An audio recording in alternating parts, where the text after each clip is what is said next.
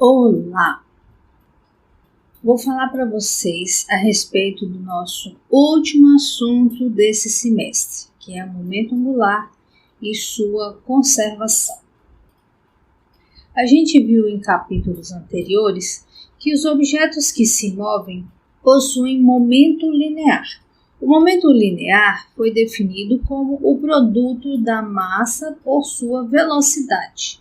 Se a gente olha esse movimento em relação a um referencial e marcamos uma posição R em relação à origem, a gente pode definir também o momento angular. O momento angular é o produto vetorial entre o R, que é a distância até a origem de um referencial, e P, que é o momento linear do objeto que a gente está estudando. Okay? O momento angular pode ser definido para qualquer tipo de trajetória. O nome angular dá a impressão de que é só para trajetórias circulares, mas qualquer tipo de trajetória, inclusive um movimento retilíneo, pode ter sim momento angular. Depende do referencial que você estiver utilizando. Então vamos pensar num objeto se movendo no plano XY a uma distância r da origem desse sistema de coordenadas. Essa partícula está se movendo nesse sentido. E o produto vetorial a gente já sabe que vai ser o módulo do vetor, módulo do outro vetor, seno do ângulo entre eles. O P seno do ângulo pode ser representado por esse vetorzinho aqui perpendicular ao R. Ok? É só ele que vai contribuir para o momento angular. Agora, o momento linear pode ser escrito como mv. Então, vai ficar rmv seno de θ. Agora, se eu escrever em função da velocidade, esse v seno de θ vai ser exatamente a velocidade na direção do P perpendicular ao R, ou seja, vai ser a velocidade que é tangente à trajetória. Independente do tipo de trajetória que ele estiver descrevendo, o v seno de θ é a velocidade tangencial. Então, eu posso escrever o L como sendo mr, velocidade tangencial. E a velocidade tangencial, a gente viu, é r ômega. Então, eu posso substituir aqui, vai ficar r ao quadrado ômega. Agora, mr ao quadrado a gente definiu como sendo um momento de inércia. Então, eu posso escrever para uma partícula, para um objeto, o momento angular, L, pode ser escrito como I ômega. Agora, eu também posso escrever esse produto aqui como um produto vetorial, porque eu tenho o módulo de um vetor R e o módulo do vetor V seno do ângulo entre eles. Então, eu posso escrever isso como sendo M, R, VEC, V. Okay? Então, eu posso tanto calcular dessa maneira, quanto dessa maneira o momento angular. Okay? Agora, a gente pode usar essa definição do momento angular para achar a segunda lei de Newton para rotações.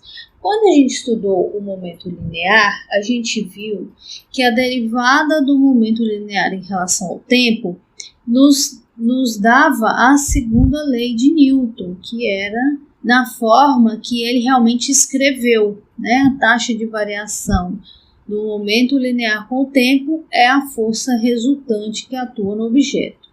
Então, vamos derivar o momento angular em relação ao tempo e ver o que a gente acha.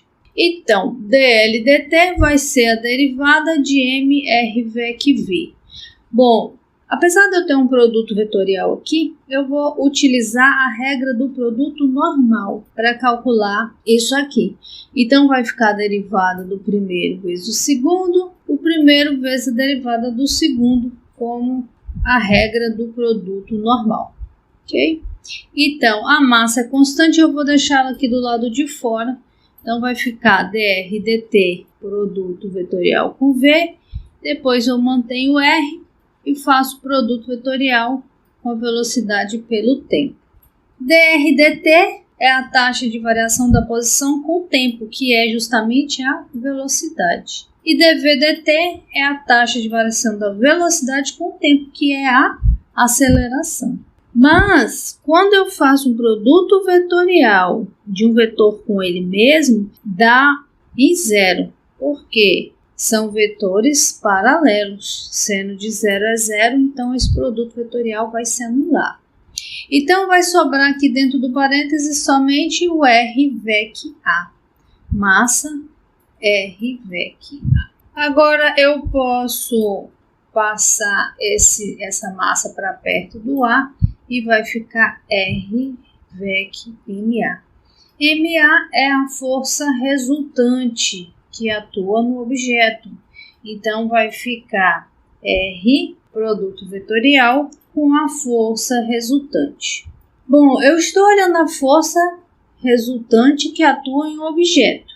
Essa força resultante que atua no objeto é a soma de várias forças que atuam nesse objeto. Mas a distância do objeto até a origem de um sistema de coordenadas R não vai mudar. Então, eu posso passar esse cara para dentro dessa somatória. Então, vai ficar somatório de R produto vetorial com F. RVEC-F é a definição de torque. Então, eu tenho que a somatória dos torques é igual a dLdt, ok? Para uma partícula, eu tenho a mesma forma que a gente achou para a segunda lei de Newton em termos do momento linear.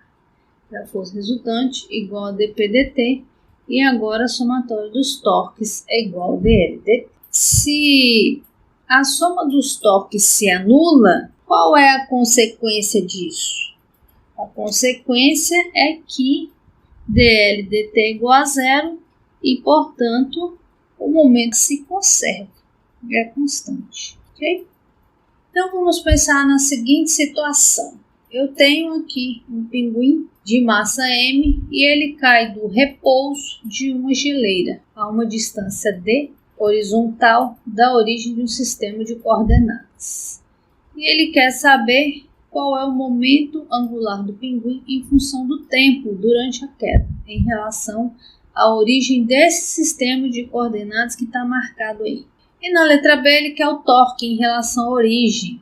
Aqui é submetido o pinguim devido à força gravitacional, ok?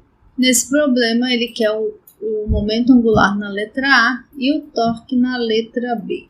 O momento angular a gente definiu como sendo R VEC P. Eu também posso escrever isso como sendo M R VEC V. O módulo do torque vai ser a massa, o módulo do R, o módulo da velocidade, seno do ângulo entre o R e a velocidade. Okay? A velocidade dele está aqui. Ó. Que tipo de movimento é esse? É um movimento de queda livre. Então, eu consigo achar essa velocidade em função do tempo. Como é que eu acho essa velocidade em função do tempo? A velocidade no movimento de queda livre é a velocidade inicial mais a aceleração vezes o tempo. A aceleração vai ser igual a menos g, porque eu tenho o y crescendo para cima e a aceleração da gravidade é para baixo. E a velocidade inicial é zero, porque ele disse que o pinguim caiu do repouso. Então, nessa situação, eu tenho que a velocidade é igual a menos g vezes o tempo. Ok, agora eu quero saber quem é esse seno de θ. Bom, o θ é um ângulo entre V e R. Como a gente pega sempre o menor ângulo, vai ser esse aqui, ó. Ok? Vai ser esse aqui é o menor ângulo entre V e R. Então, eu formo aqui, ó, um triângulo retângulo, já que esse ângulo aqui é de 90 graus. Então, eu tenho que o seno desse ângulo é quem? É o cateto oposto dividido pela hipotenusa. Então, o seno de θ vai ser D dividido por R. Então, substituindo isso e isso aqui, eu vou ter L igual a mr, a velocidade é menos g vezes o tempo, e o seno de θ é D dividido por R. Então, o L é igual a menos M, esse R morre com esse aqui, G, D, T. Então, ele queria o momento angular em função do tempo. M é a massa do pinguim, G é a gravidade, D é essa distância que ele deu e T é o tempo. Qual que é a direção e sentido do momento angular? A gente vai colocar os dedinhos na direção de R e girar na direção de P. Para fazer isso, o meu dedão tem que apontar para dentro da folha. O L é entrando aqui na folha. Essa é a direção e sentido do L. Na letra B, ele quer o torque. A somatória dos torques é igual à taxa de variação do momento angular com o tempo. O único torque que eu tenho aqui é o da força gravitacional.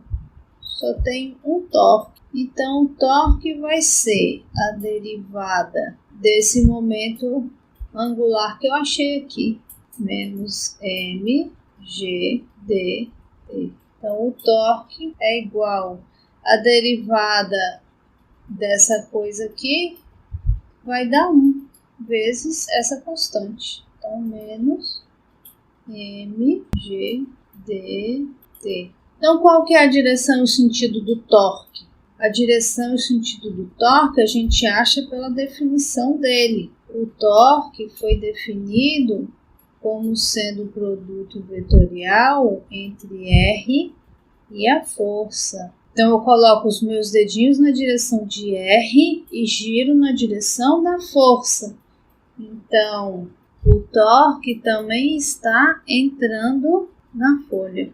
E por que que o torque é negativo? O sinal do torque vai me dar o sentido de variação desse ângulo aqui, ó. E é negativo porque ele está no sentido horário. A mesma coisa acontece com o sinal negativo do momento angular. Está no sentido horário. Ok? Agora, e se eu tenho um sistema de partículas? Se eu tenho um sistema de partículas, eu vou somar o momento angular de cada uma das partículas, exatamente como a gente fez lá no momento linear. E se eu derivar esse momento total, que eu vou chamar de L maiúsculo aqui, para a gente continuar com aquela notação de que letras maiúsculas representam o conjunto e as letras minúsculas representam cada componente do conjunto, então, se eu fizer a derivada do L total, eu tenho que derivar cada um dos momentos de cada uma das partículas e somar. Então, o dl dt de cada uma das partículas é o torque resultante em cada uma das partículas. E a somatória desses torques resultantes para o sistema inteiro vai ser o torque externo, da mesma maneira que a gente achou quando a gente estava estudando lá a segunda lei de Newton em função do momento linear. Okay? A somatória dos torques externos é, então, igual à taxa de variação do momento linear do sistema em relação ao tempo. Okay? Se o sistema estiver isolado, então o torque externo é nulo e o momento angular é constante, né? Então, isso significa que o momento angular inicial é igual ao momento angular final, né? A gente viu que para uma partícula, para um único objeto, O momento angular pode ser escrito como I ômega, né? Momento de inércia vezes ômega. Então, por exemplo, se eu tenho uma pessoa girando aqui em cima de uma plataforma, né? Essa plataforma giratória vai girar aqui nesse sentido e essa pessoa está girando com os braços abertos e em cada mão tem um halter, um pezinho de musculação. Então, essa pessoa tem um determinado momento de inércia e tem uma determinada velocidade angular. O que acontece se essa pessoa fechar os braços, trazendo esses pezinhos para perto do eixo de rotação?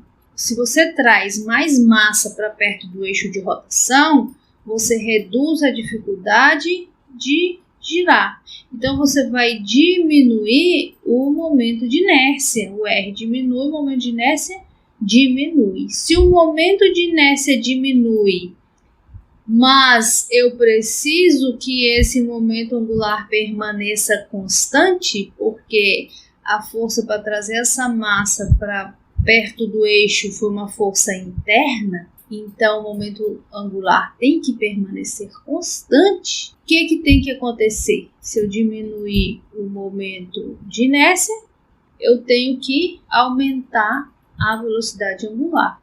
Então ele passa a girar mais rápido quando ele traz aqui os halteres para perto do corpo. Ok? Nesse problema, a gente tem aqui uma pessoa sentada numa cadeira giratória e ela tem na mão uma haste com uma roda de bicicleta. Essa roda de bicicleta está girando aqui com uma velocidade ômega. Então, se ela gira nesse sentido, a gente pode fazer os nossos dedinhos girar nesse sentido. Então, eu tenho o polegar apontando para cima. Então, o meu momento angular é I ômega apontando para cima. Isso é a situação inicial, né? O momento de inércia da roda, ele deu que é 1,2 kg vezes metro quadrado em relação ao eixo central. Ele deu também a velocidade angular, né, no sentido anti-horário. Aí depois o aluno inverte a roda, então ele está segurando para cima, aí ele vai virar essa roda para baixo, desse jeito aqui, ó, ok? E quando ele faz isso, ele começa a girar nesse sentido aqui, ok? Então ele começa a girar e juntamente com o banco que inicialmente estava parado. Ele, o banco e a roda giram em torno desse eixo aqui. Então a roda tem dois movimentos, um em torno do eixo do banco e outro em torno desse eixo aqui. Tentem fazer. Depois assistam o vídeo com a solução desse problema.